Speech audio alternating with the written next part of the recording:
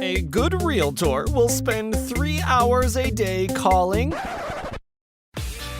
This is not your typical boring real estate show. This is real estate marketing redefined, uncensored, and unedited in what's working today in the market minus the fluff. This is Real Estate Marketing Dude, because just having a license isn't enough. Now please welcome your host, the unprofessional professional, Mike Cuevas. What is up, ladies and gentlemen? Welcome to another episode of the Real Estate Marketing Dude podcast. Today, we are talking more about attraction-based type stuff, and we're joined by a gentleman on the East Coast that has completely changed the way that he has marketed his business. I'd probably say in the last 2 to 3 years, and we're going to go through his exact story, but how he's changed his business has been through that, telling stories instead of making a bunch of blanket statements.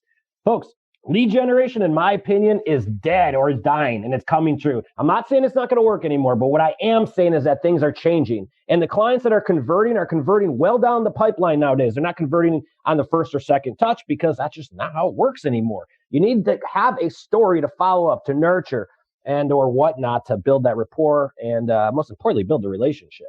So without further ado, I want to go ahead and introduce our guest. Lars, please go ahead and introduce yourself. Let our listeners know a little bit more about whom you are and where you're at. And let's get into this because I'm excited.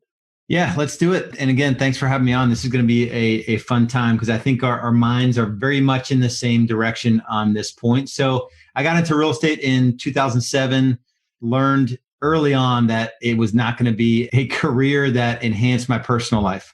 Especially that year. Yeah. And so I built leverage in early. It took me about 5 years to grow to over 400 transactions, and I did none of them. Really profitable model, high value to our agents. So the splits weren't this weird thing. So we were able to do it on a high gross margin model, which we still run today. And then after I figured that out, that was not an easy journey to step out of building systems into the business, getting people to run the systems, including working with buyers, including working with sellers, including managing the day-to-day of the team and building a legitimate, sustainable business. And I've always had a love for marketing. So I think like Dan Kennedy and like just all the early influences that kind of led me to where I am today. And now I have completely different influences, and we'll get into some of that. And then in 2013, that journey was hard to build a business that has a life outside of me. And I decided to launch Real Estate B School to help the journey to business ownership in the residential real estate space be a whole lot easier and more elegant and graceful and profitable than a lot of the models that are out there. A lot of these teams are not running high profit. And I think a lot of it is with respect to what we're going to cover today. I know guys spending $100,000 a month on Zillow and Realtor.com, $150,000 a month on mass media. Nobody's talking about profit. And I think the profit erodes because we got away from the way to do business is to serve your clients at a high level, let them talk about you, let them tell your story, and just create content around the wins you're getting for your clients. So totally. I'm super psyched. Yeah, love it. So folks, before we press play, as you know, we don't really practice these podcasts. Lars and I had a couple things in common, very much so. One of that is our faith. Two, though, was that we think lead generation is on its way out the door. Not entirely, but in a sense. The way that people are marketing their business, the way that you're actually attracting business is a lot different than how it was when I first started. If I was to call myself a dude in 2002 when I started, there's no way in hell I make it. Now I could call myself a dude. I could say, fuck shit, whatever the hell I want, doesn't matter because everything has gone so much more personable. And what people are really attracted to is real authenticity and all of that. And you guys have 100% changed. And I want to give you guys one story and I want to give it to you. A year and a half ago, I bought a new car and I opted into a car website, right? And I just opted in. I just wanted to get some prices. My phone, I got harassed for 3 weeks in a row by all these different car salesmen just with these cheesy scripts, all reading the exact same thing. I was 100% turned off that I will never opt into any car site. And I started thinking, I'm like, this is what happens to people when they opt in on Zillow or Realtor.com or any lead for that matter. And at the end of the day, the one guy I did buy the car with, the only reason I chose him is because he texted me versus called me and tried to sell me some old script, right? So even my consumer habits have changed. And I don't want to be sold. I want to build a relationship with someone I like, and I want to trust who I'm doing business with. And I think that's a general statement on not just in real estate, on all businesses. Yeah. So Lars, where we've talked about in our conversation was like, okay, what the hell? How do you change your business up for marketing from a lead generation based model, chasing leads, to attracting relationships through story? Yeah. And I think for me, it came in phases, and it was the same realization that I never went all in on Zillow, or I never went all in on realtor.com like these businesses, quote unquote, these teams that are growing. If you really look under what they have, they don't know how to market themselves at all. They're paying someone else to get in between them and the consumer. And that is all these businesses are. So probably about 5 years ago, I started getting influenced a little bit by Gary Vee's work and Crushing It, and just to get in between them and the consumer. The Thank You Economy and that book, Thank You Economy, really impacted me. We just got to get back to the future of business is getting back to like it was in the 1950s. Someone comes into your business and they, with respect, they want to, work with you on their terms, and you care about them truly.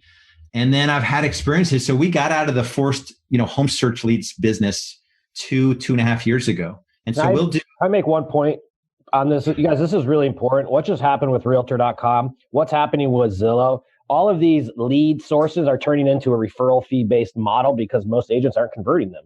Is it true? So they had to pivot.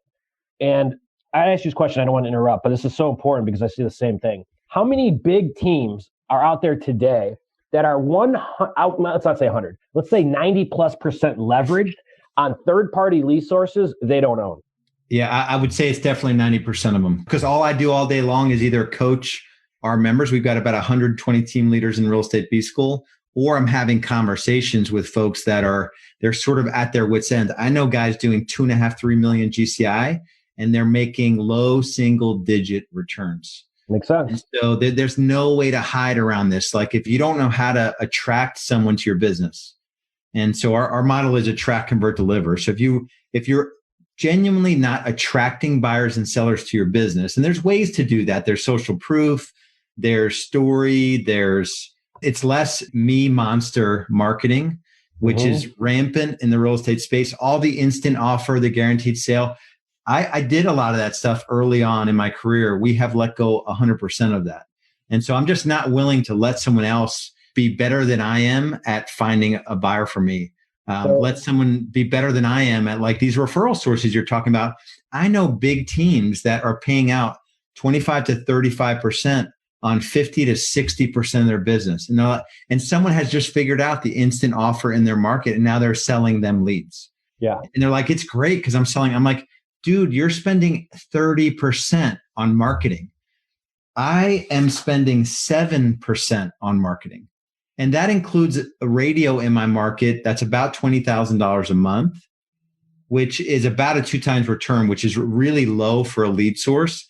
And we just happen to have 2 really great endorsements. I've had them forever, and we can afford to do it. The truth comes down to, if you're a real estate team leader and you're listening to this, or you're an individual agent and you're listening to this, you can't afford to spend 15, 20, 25, 30% to get a consumer to come into your business, because you'll never have a chance of getting out of production. All these lead sources, they're pricing it on the individual agent. And if you want to ever be a business owner, you've got no shot at paying a split on top of 35%.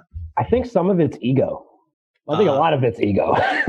So I think our whole industry, I know guys that went from 700 deals at just over 10% net to 925 deals in a single year, and they didn't make any additional dollars. So their percent margin went way down, and it's all ego. And he's spending $100,000 a month on Zillow and Realtor. Damn. And I'm like, dude, I mean, what? Dude, if I put $100,000 into YouTube, Facebook ads, or any of the above, not even, if I put $10,000 a month into that, I would blow away that $100,000. Yeah. Jeez. Yeah, right. And I've experienced it in this business just recently. So we're all content marketing in this business, and it's a very specific message to a very small population of our industry, where I was spending about $12,000 to $15,000 a month on traffic, and the numbers barely worked. I mean, we barely got to launch the podcast. I do 3 episodes a week. everyone comes on. I mean, everyone, probably 75, 80% of folks that come on, they've already heard the podcast. They're already in love with what we do.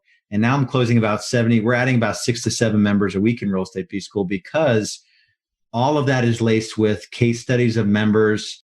So for the real estate space, focus on case studies of your most successful clients. 100%. Folks, just to recap, what he's saying is extremely important. How he's marketing. It's the same thing I'm doing with real estate marketing, dude. Lars, I'm content marketing.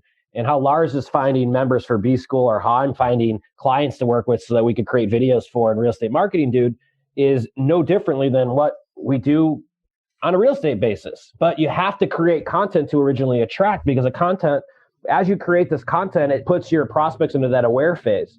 Folks, the days of, I've been in the business for 25 years, blah, blah, blah, blah, blah. No one gives a crap anymore. I mean, if you say that shit, please stop. This is no longer a bus bench, park bench type of marketing mentality. Through story is, I think, the future. And it's crazy how no one in the real estate industry is doing it. Probably our clients and your clients, I think. Yeah. Let's get into the meat and potatoes through story, because you mentioned a very good part. So I'm in a lot of the Facebook groups, moderators and real closers and lab coats. And one of the questions that just came up recently was, do you post just sold, just listed on your social media channels? And how do you post it? So we end up like 100 comments deep, right? People are going, I post just listed, I post just sold.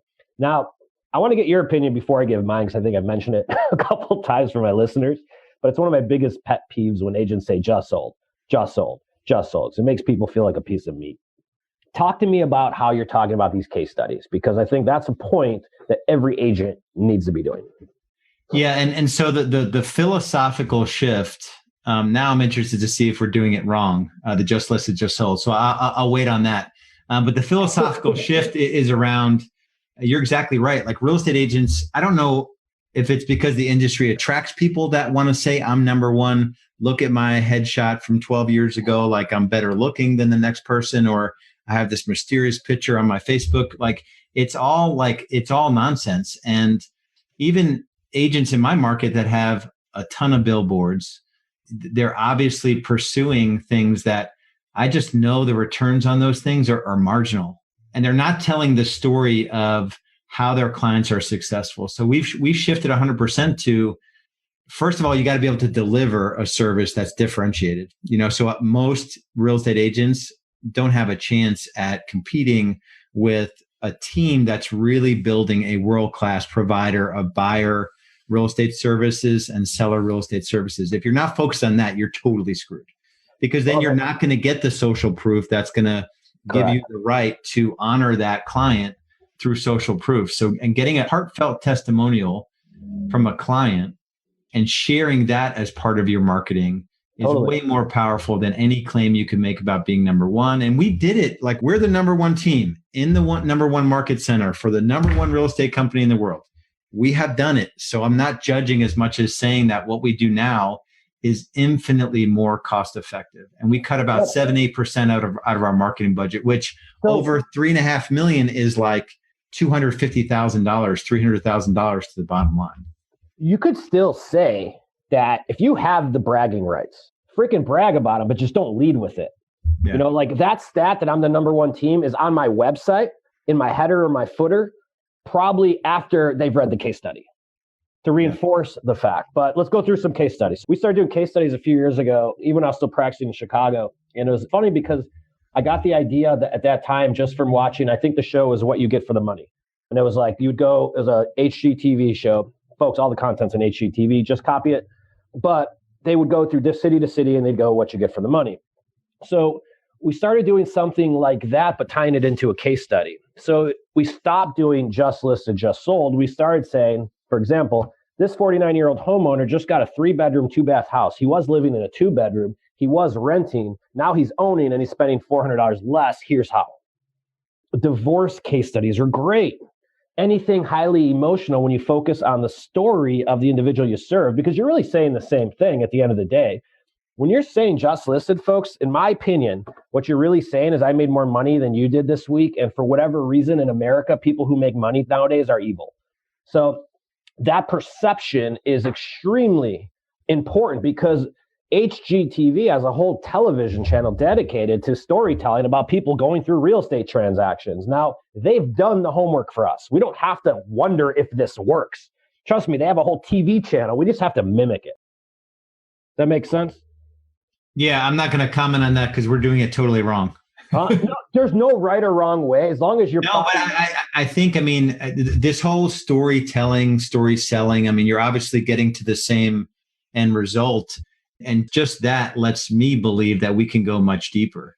Well, check this out. So when you're posting those types of ads on social, you sell the click through the story. Yeah, for sure. This single mother, this 37, and you make it personable. This single 37-year-old mother with 2 young childs just got her kid her first own bedroom. And then the picture is with the kid in the bedroom going like this. That emotional state will sell the click so we can start our retargeting campaign so you guys can now start bragging about how many houses you sold. Yeah. Talk to me about the lead sources. Like you mentioned, you guys are spending heavy lead source cash. Is that right? No. So in the real estate business, we cut out all paid home search leads. Mm-hmm. We do some radio. We invest probably $2-3 grand a month in the database through events and giveaways. But we'll only spend about $240,000 this year on 3.6 million GCIs. So we don't do a lot of paid stuff. We provide a service that is, completely differentiated. We have a bunch of client care touch points where we've got scripts into the business that are, generating referrals before that client even leaves the closing table. And we're measuring that metric now. What percentage of closings do we have a referral in hand before they actually leave the attorney's office? And that's a leading metric for us. We term that transactional marketing.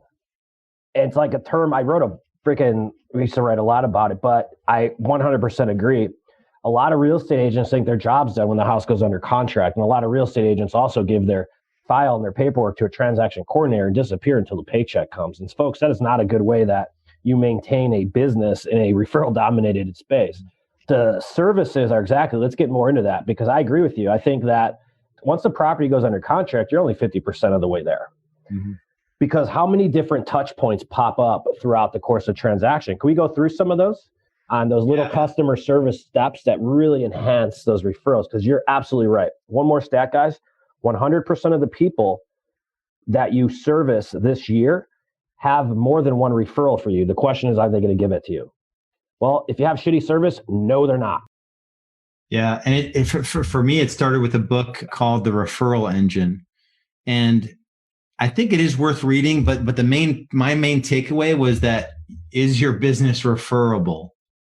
And do you have the systems built out to deliver the service and to secure the referral? So most agents don't have a well thought out, repeatable, world-class service delivery, but then they don't have a method to get the referrals. We just have checklists and we go above and beyond to make sure. And it's based on something I heard from Jay Abraham in his 93 referral systems back in, I don't even know when I listened to it. It's about 3 hours. It's pretty dry. But one of the referral systems is this guy shared that as a condition of doing business with him, you must agree to give referrals to our firm because I got to take care of you. I don't need to be chasing new business. And they sign a document like that. Mike Hicks of Keller Williams sort of popularized it for real estate. Interesting. So you almost can go like programming them. Yeah. So you can YouTube Mike Hicks Promise. So at the listing table, you're saying, hey, one more thing before I let you go. I've got this thing, we call the promise. It's serving you, your needs. It's the Ritz-Carlton of real estate. Everything revolves around getting you the result you desire. When we do, we need something from you. So it's a whole thing. But then we chase it down at like 8 different touch points where we're calling you proactively and we're saying, how are we doing on the promise? Either it's really great, where's the referral? Or it's really freaking bad. And it gives you the opportunity just to improve your business. Totally. And constantly asking that question, how are we doing on the promise? How are we doing on the promise? Well, you guys suck. And I even started doing it in this business, Real Estate B School. We just had somebody who's not getting a great experience that, they're 2 weeks in and the onboarding was a little clunky. And I think it was a couple of weeks of travel for our main onboarding team, 2 weeks in a row, July 4th, and then we were out of town for a retreat. And that person was the byproduct of, and they just spoke openly about it. And it gave us the opportunity to hear it, instead of, we give 30 days free. So now we can extend their 30 days for 14 days, hit the reset button, apologize. Let's just start over. If you can give us a little bit of grace on it, let's just start the relationship over. And I don't think real estate agents ever have those open, honest conversations because they're just shooting from the hip all the time. It's a mindset thing, though. I mean, if you still believe you're in the sales business, you're not going to have good service. I mean, that's generally the mindset thing. When you start realizing that you're in the customer service business, no differently than a restaurant operates, because we're selling a service, folks. We're not like selling anything tangible. People don't need us to buy or sell a house anymore. You could sell direct. You could sell by owner. You could sell with a flat fee. Like, the only reason people are going to use real estate agents is for customer service going forward. And for those of you that don't see the writing on the wall yet, I mean, I'm sorry, you're going to be out of business. And it's a good thing for the agents that really do get it. I'm 100% in agreement with you, because the post-transaction is where you get the money. The goal of every transaction for us was never to sell the house. It was to generate 1 to 2 deals off of selling the house, whether that's from referral or listing and leveraging and all of that. But I'll share a couple of things we used to do that used to work pretty well. And you said something else cool. And team leads, like for those of you guys that are recruiting, anyone who owns a brokerage knows that agent's life at that brokerage is built in the first 2 weeks they come on board. They either have an experience that they like or they don't, and they're going to be checked off. I promise. It happens same with our business, very similar story. So how they feel in the first 2 weeks is everything. So we used to spoil the shit out of them. So someone would come in, $10 brownie gift right off the bat. Hey, thank you for meeting with you. As a nice little handwritten note. Touch point number 1.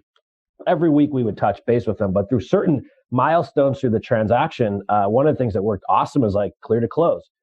When a lender or when a seller or buyer got a clear to close, regardless of what side it was on, we would buy them a $100 gift card for their old neighborhood or their soon to be new neighborhood.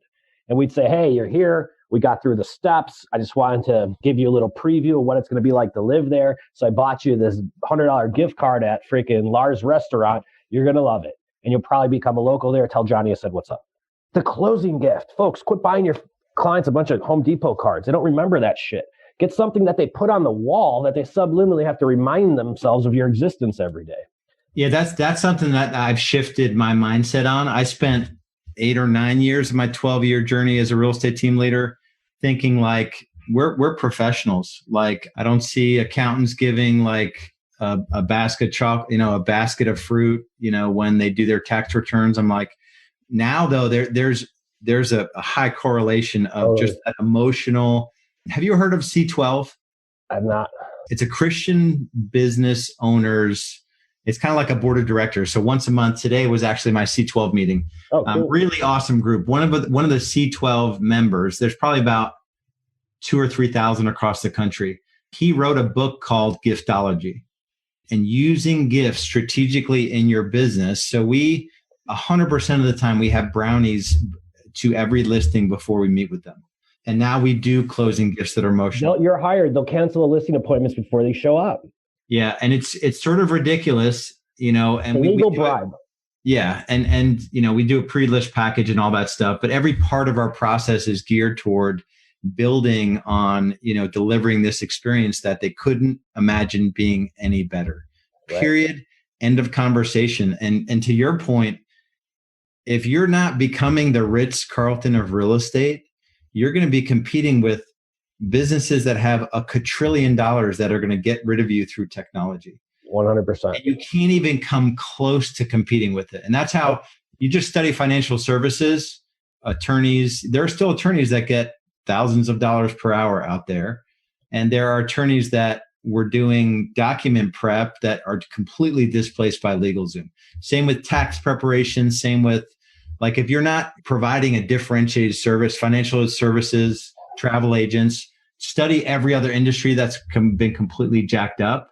And ours has just been fortunate because we have these little mini monopolies around the country, MLSs, which is now under siege with the class action lawsuit. So it's even more something's happening. Compass just got a lawsuit from Realgy. They're fighting each other on the back end. It's like, come on, guys. You just mentioned something really quick. Imagine if the CPA did send you a fruit basket. Holy shit, would that be the best CPA in the world? Like that CPA's business is going to blow up. Why? Because nobody else is doing it.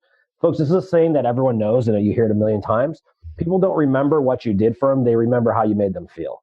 And it is 100% accurate because buying and selling is a highly emotional decision. And 6 months of buyers forget your name after 6 months because you disappear and you go spend all the money you just made on the transaction. Well, in their view, you're a dick. So I was watching one of these videos, a Gary Vee video. It was at his Agent 2020 conference. And he's sitting there in the bar. He's hanging out with a couple guys. I think it was like Tom Ferry or somebody. And it's just one of those like 1 minute clips. So Gary Vee's sitting there in the bar. And he's like talking to all these guys doing this thing. He's like, what the fuck are you buying leads for? He's like, you're going to go spend $5,000 a month on this. He goes, here's what I want you to do. Go out and spend $100 on every one of your clients. Drop $5,000 on 50 people and watch what'll happen. Just sit back and wait for your phone to ring.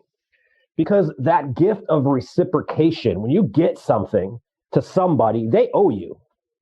And they don't know it, but it's subconsciously in there. Just like last time someone gave you something. If I call Lars right now, say, hey, Lars, if we get done with this podcast, Lars, and I send you a nice little gift that says, thank you for being on my show, what's your impression of me? Yeah, through the roof. 100%, right? And you didn't expect it or anything. I see a lot of services give care packages upon sign up. That's what's coming here. It's how much you care and what you could demonstrate that it's powerful. And then one thing I'll add. Now I'm expecting that, by the way. So the one thing I'll add, I had an experience, and I want to share this because it's changed my view of social proof and how easy it is to have an impression, a footprint online. So I went to my dentist. I just went again, and I go every 4 months. So this was only 4 months ago that I went to my dentist. And it's one of those dentists where it's definitely set up with a very specific process. And the first time I went there, I got a tour of the office. Yeah. So I enjoy that because it's just a different business model. Totally. They all are on like walkie-talkies, and it's just really an awesome experience. I checked out 4 months ago, and the lady at checkout, said, have you given us a 5-star review yet online? And I said, no, I haven't. She's like, pull out your phone and open up Google, search this, click the button, click 5 stars, type a few good words. I'm like that. And I hit submit. And she's like, I'm like, that was awesome. And I'm like, 2 questions. Are you getting paid for that? And she's like, yeah, they give me a small bonus for every review we get. and I said, why do you think the owners of the company are asking you to do that? And I started on radio in the same market with the owner of this dentist business. And they said, well, mass media is not pulling like it used to. They get, I think she said, like 10 times more business from their Google reviews than they do. And they almost have 1,000 Google reviews. 100%.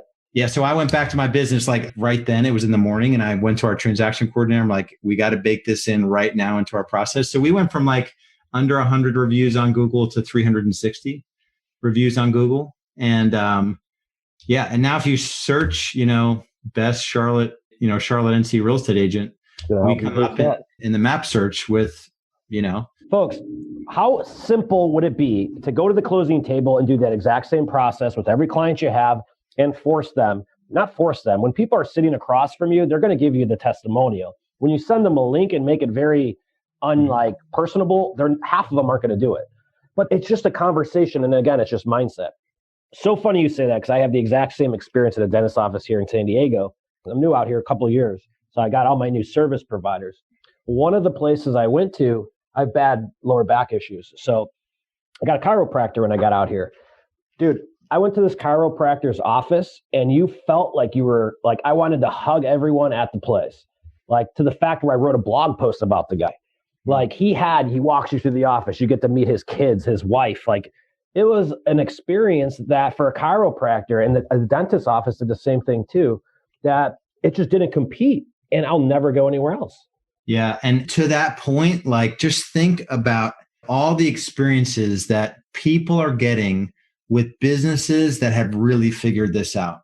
So we have a Top Golf in our market, a Lifetime Fitness. We have an Apple store. We have, these businesses that are just running at such a high level, disrupting their industries.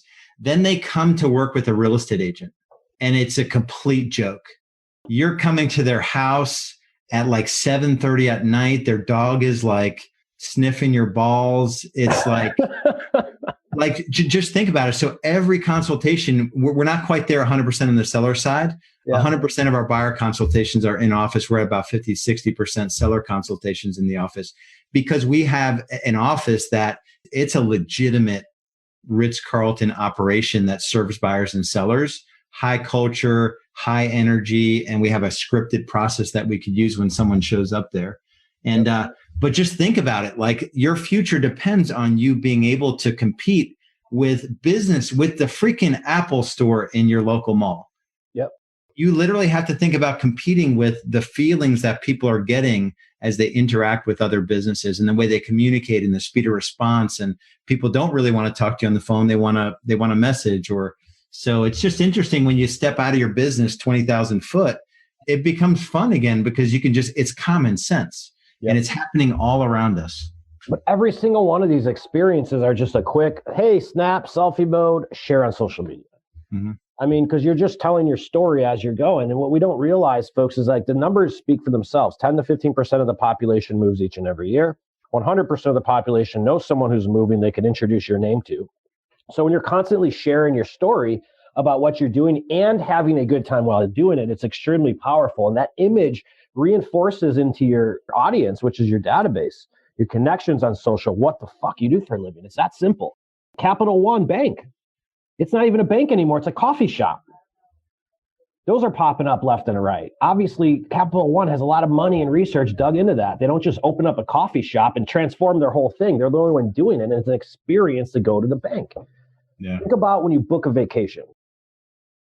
None of you book a vacation without first reading the Travelocity reviews. So would you hire you?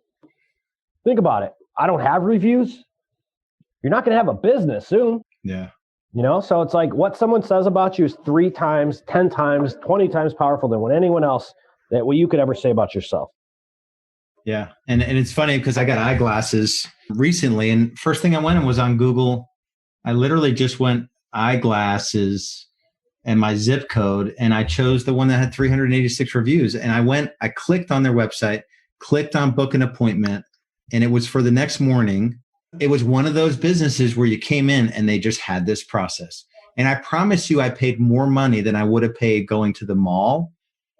But who cares? Because it was effortless. Your time is money. And they had 386 people that had a great experience. And it's part of their process. They asked me to leave them a review when I left. And so that stuff is not stuff you can ignore if you want to be relevant. And it's so freaking easy to do. Yep. Really, really easy to do. Our goal is to have more Google reviews by the end of this year than we do Zillow reviews. And we have about 560 Zillow reviews. And we're still 200 behind on Google. We'll probably close 200 homes the remainder of the year so we can catch up. Folks, people that have 500 listing reviews online don't need to give a listing or buyer's presentation. There's no other way to put it. It's already there and it's sold. We did a podcast with Trevor from Carrot a few weeks back, and he's an internet nerd. He's an SEO website guy, right? So the number 3 most visited page on our websites is the About page. And that's any business. And the reason for that, especially in real estate, is that people want to see if they like you before they get in the car with you. They want to see if they trust you. This is a big deal. The reason why most of us become friends with our clients is because we all attract like people. It's not an accident. It's not coincidence. I tracked other dudes and I was still selling. I was attracting dudes and dudettes. I was talking the same way I am right now. And what I realized is because I was being authentic is that I started tracking a tribe, people who were just like me. But we did it through story. Very, very cool. Anything else you want to go ahead and add? We're right at our mark right here. No, I mean, just all of this stuff is just good business. It's not even, I really do believe this, and this is different, than it was 3-4 years ago. In my opinion, everything we talked about in the last 30 minutes or so is life or death. I don't even think there's an option anymore to not shift your business toward high level of care. The consumer is the hero. Get that feedback from them to make your experience better. Get a system in place for getting that social proof online, and then telling stories. And take the challenge on to tell stories in everything you do, even just listed and just sold. Yep. Even in like bringing a new team member on. We're building case studies for our team members now as recruiting marketing strategy. what were they doing before? And what was their journey like? And we've got agents that are making multiple six figures that were working 3 jobs before.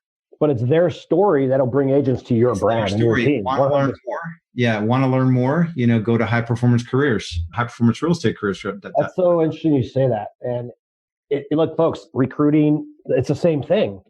Like, we see this stuff. The frustrating thing about this is that this is common sense. Let's be honest. It's just common sense. Like, someone's spending $400,000, $500,000, $300,000 with you, and you don't get them a gift. Like, what the hell are you doing? Yeah. Like, come on, guys. You got to be better than that. Yeah. Anyways, all right. Well, we're at the end of our show right here. Lars, I want to go ahead and give you the floor. Please go ahead and plug your B School, whatever you like. The floor is yours. Yeah, and all I've got to quote unquote sell is a 45-minute conversation. If you're a team leader, you're struggling in some way, it doesn't matter if it's a small team or a big team. I know some big teams that are marginally profitable, and there's a whole lot of pressure and stress on the team owner, to a $500,000, $750,000 team where you've got an administrator and a couple buyer agents, and you just don't know what the path looks like. I've suffered all the pain you will suffer if that's you. And if your business isn't profitable and you're doing $1.5 million, $2 million, $3 million GCI, just go to realestatebschool.com, a strategy session with me directly. And so I thoroughly enjoy those conversations. I've got one in 7 minutes that it's at the end of my day, and I love the conversations. And I'll just speak truth into where your business is, as long as you come to that meeting with some authenticity about where you are, in terms of time, money, and stress. So just realestatebschool.com, and there's no obligation whatsoever. The first 30 days of what we do is free anyway. We give you basically 12 hours of free coaching in the first 30 days we work together. If you're a good, I might send you some of my peeps. Yeah, for sure. Very cool, man. Well, you guys check out Lars. He's a good man. He's a good Christian man. Obviously, he knows what the hell he's doing. Pretty successful team. And he's transformed his business, because that's what we all need to do. We need to transform our businesses to adapt to what consumers want. Not how it was, not what we want, what they want. Because at the end of the day, they are the boss, and that's whom you work for. Folks, thank you for listening to another episode of the Real Estate Marketing Dude podcast. We really appreciate you guys tuning in each and every week. Show us a little bit of love. Leave us some iTunes reviews. Follow us on our YouTube channel, Instagram, Facebook, therealestatemarketingdude.com. Go ahead and follow us. And if you do, you'll be able to see all of our killer ass videos that we're publishing, and all of our clients' videos that we're publishing. And you guys can get some really good ideas and inspiration from those. Thanks so much for listening to another episode. We appreciate your time, and go out and kill it. Take this advice. This is a really good show, and there's a lot of nuggets in there. But don't just listen, take action. See you guys later. Bye-bye. Today's episode may be over, but we have plenty more to keep you busy. To get your complete blueprint for building out a real marketing plan for your real estate business, head over to realestatemarketingdude.com and see if you have what it takes to really become more than just a typical agent. Are you the next real estate marketing dude? Find out here next time on Real Estate Marketing Dude.